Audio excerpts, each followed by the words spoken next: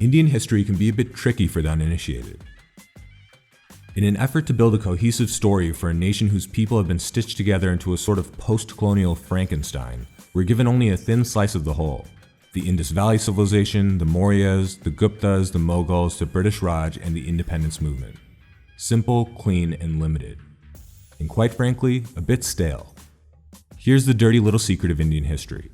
We rarely learn about its most interesting players, only its most convenient ones. Well, that's about to change right now.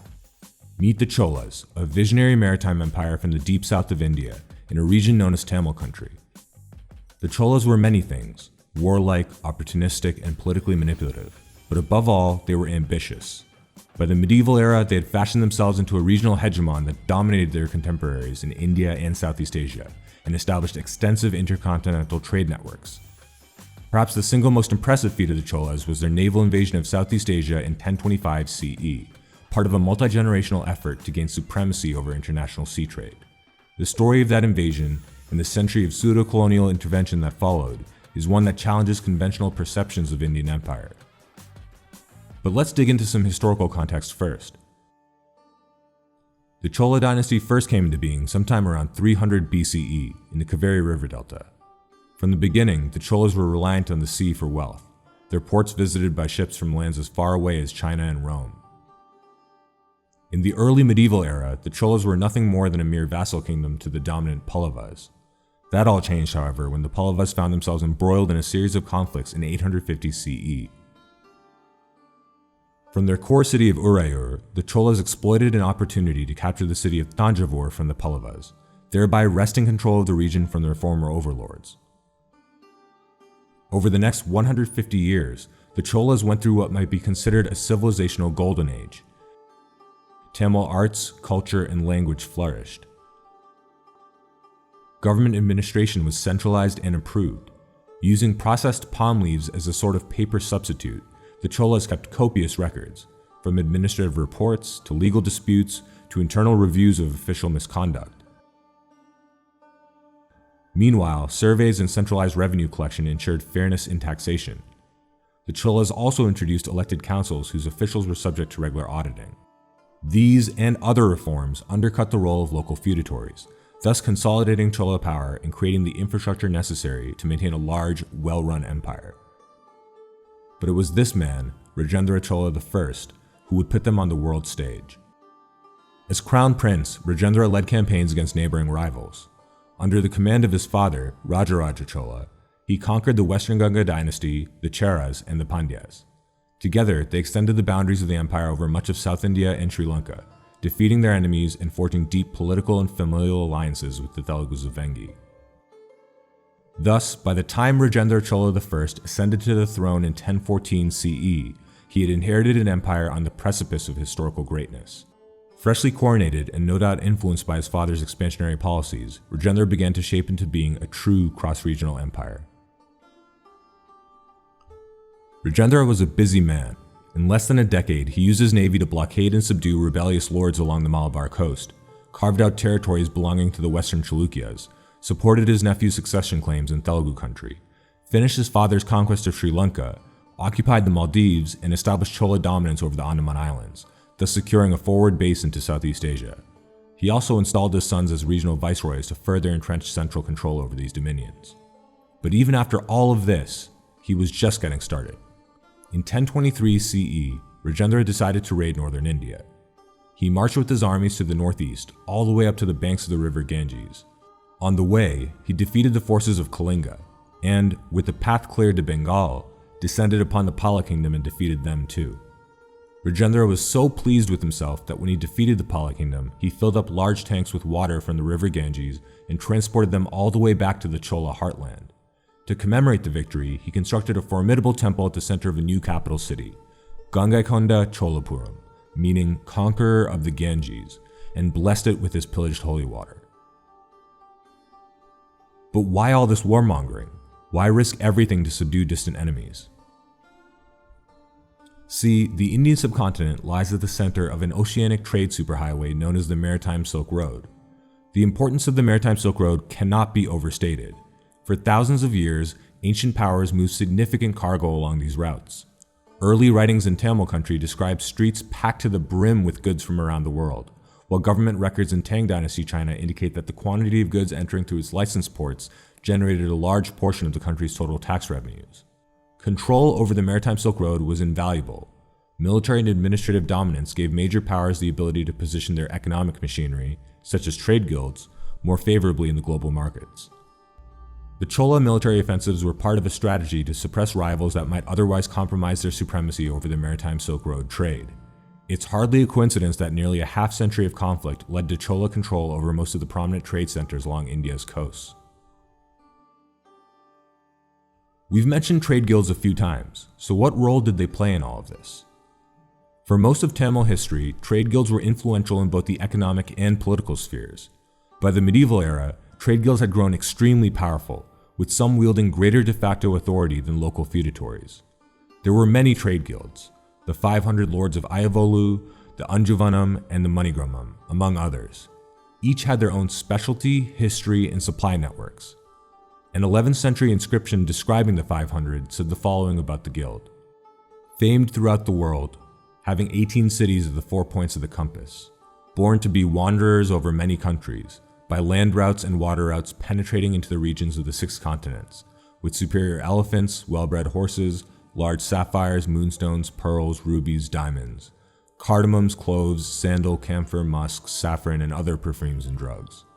Selling wholesale or hawking about on their shoulders, preventing the loss of customs duties, filling up the emperor's treasury of gold and his armory of weapons.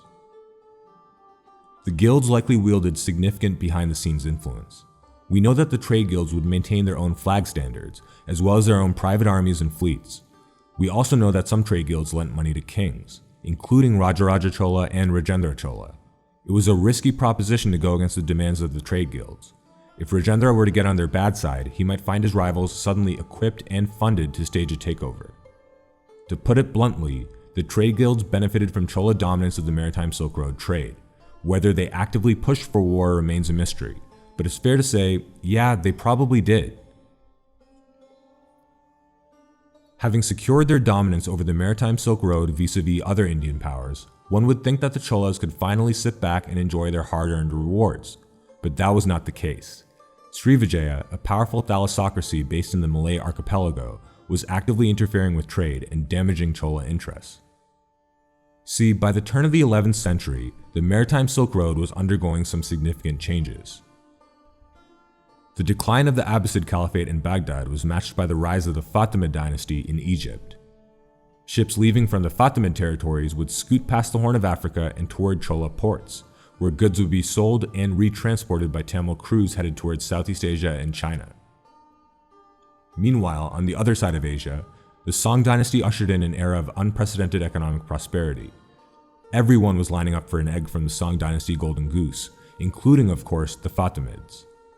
Thanks to the creation of powerful pro-trade dynasties on both ends of the maritime Silk Road, the sea trade was booming in a way that it had not for several centuries. Normally, ships would stop at both South Indian and Southeast Asian ports, but advancements in shipbuilding technology meant that ships could travel farther, faster, and more safely than ever before, making 2 stops unnecessary. Soon, the central region of the maritime Silk Road played host to an intense and underhanded competition between Srivijaya and the Cholas. For years, Srivijaya bribed Orang Laut, colloquially known as sea gypsies, to stop them from engaging in piracy and interfering with trade. The sea gypsies were Aboriginal communities who lived along the coastlines of Srivijaya territory. Like most pirates in history, they were frustrating and useful in equal measure. The sea gypsies received a portion of customs proceeds from Srivijaya, and in turn promised to do something less violent with their time, like fishing. Once the trade conflict with the Cholas heated up, however, Srivijaya actively encouraged the sea gypsies to re-engage in piracy, this time on their behalf. The sea gypsies began to force all passing ships to dock at Srivijaya ports and pay customs, resupply, and more. As a result, Chola ports were being made redundant.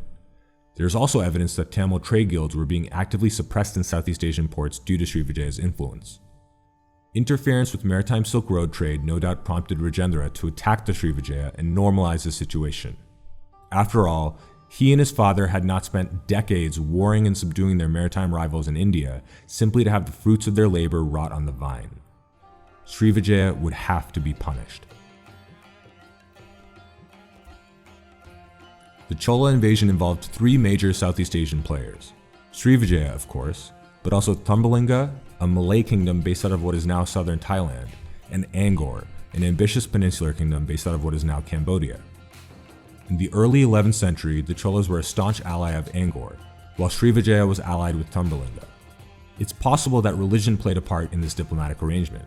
Tambalinga and Srivijaya were Buddhist kingdoms, while Angkor and the Chola Empire were Hindu Shaivite. In the year 1025 CE, the kingdom of Angkor was embroiled in a conflict with Tambalinga and requested military assistance from the Cholas. The Cholas agreed to help Angkor, likely knowing what would happen next. When the Cholas formally declared war on Tambalinga, Srivijaya came to the aid of its ally and declared war on the Cholas and Angkor. With their inevitable conflict now made real, Rajendra Chola gathered his navy and prepped for the subsequent invasion. The Chola navy was on the leading edge of naval technology for their time. In years past, Rajendra's father had imported the talents of Chinese and Arab shipbuilders to work on research and development for the Chola navy. With their help, the Cholas implemented critical naval technologies, including watertight hull innovations that allowed their fleet to traverse rougher seas, a mariner's compass, and further advancement of a flamethrower weapon not unlike the legendary Greek fire utilized by the Byzantine fleets.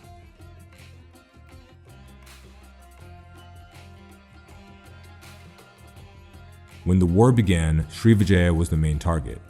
Rajendra split his fire-breathing fleet into two groups, the main invasion fleet and an auxiliary force.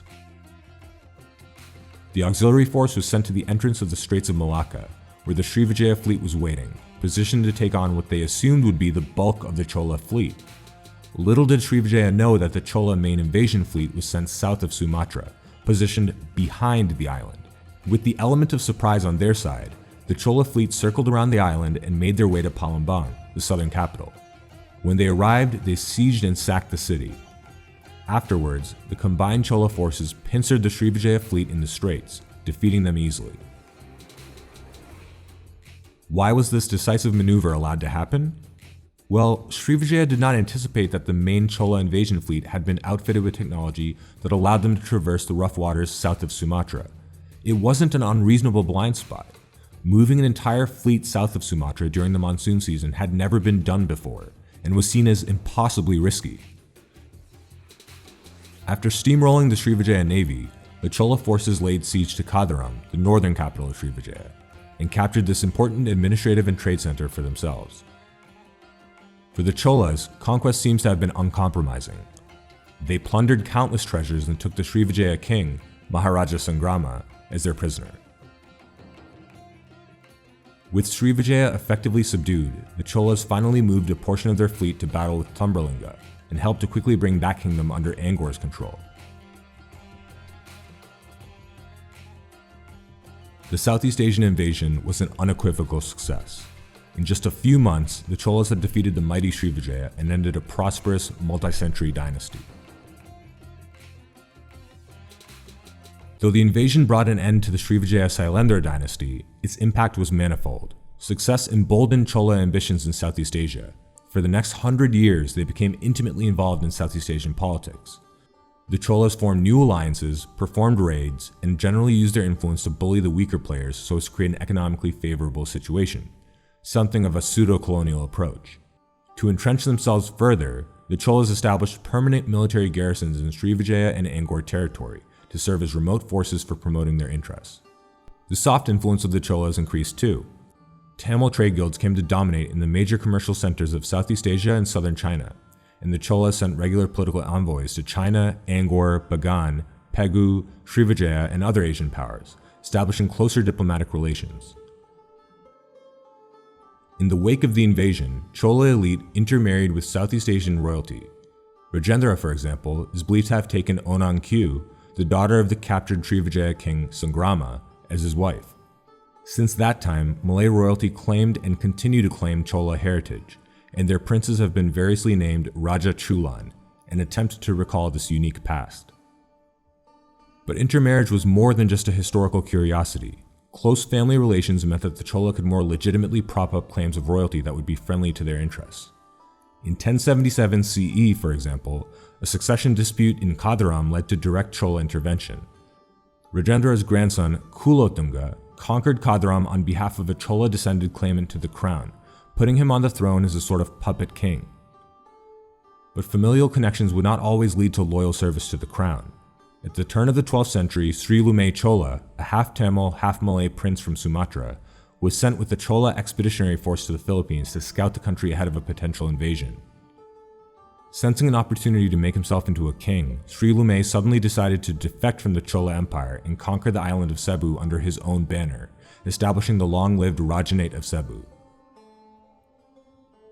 Though the Cholas lay forgotten by the bulk of humanity, their legacy survives in the blood and culture of their descendants, in India and in Southeast Asia.